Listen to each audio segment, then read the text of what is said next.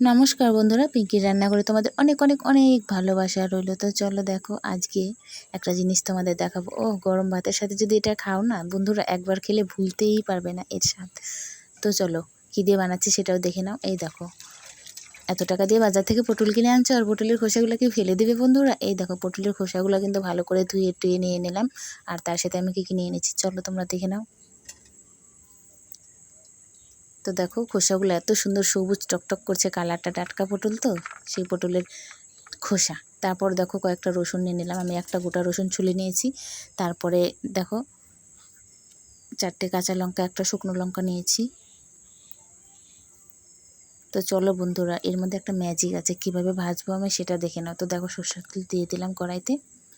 তারপরে কিন্তু দেখো, কালো জিরে দিয়ে দিলাম। কালো জিরেটা একটু বেশি দেবে। তারপরে কিন্তু দেখো, এক এক করে আমি সব দিয়ে দেবো। তো একটা শুকনো লঙ্কা কিন্তু অবশ্যই দেবে, এতে কিন্তু সেন্টটা আরও সুন্দর হয়। তারপরে দেখো বন্ধুরা, আমি পটলের খোসাটা আর এদিকে রসুনটা, কাঁচা লঙ্কা সব কিন্তু একবারে দিয়ে দিলাম তেলের মধ্যে।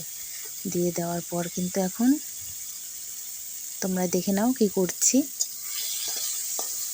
তো হালকাভাবে একটু নাড়াচাড়া করব।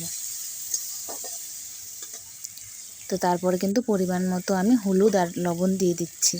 আর পটলের এই খোসাটা ভাজার জন্য কিন্তু বেশি তেল দেওয়ার দরকার নেই। দেখো, আমি সামান্য তেল দিলাম আর তার মধ্যে দেখো এই তেলটাই বেঁচে যাবে, কারণ তেল লাগেই না বলতে, ওই তেলটা ছেড়ে দেয় একদম পরে।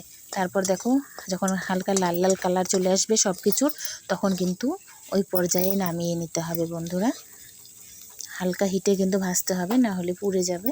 আর দেখো, তারপরে কিন্তু এই পর্যায়ে আমি কিন্তু সব তুলে নিচ্ছি। এই যে তেলটা বেঁচে গেল পটলের, সেই তেলটাও কিন্তু উঠিয়ে নিতে হবে। তো দেখো বন্ধুরা, এইভাবে কিন্তু সব পরিষ্কার করে উঠিয়ে নিয়েছি একটা প্লেটে। তো উঠিয়ে নেওয়ার পর কিন্তু ভালো করে তো চলে যাচ্ছি আমি পাটার মধ্যে।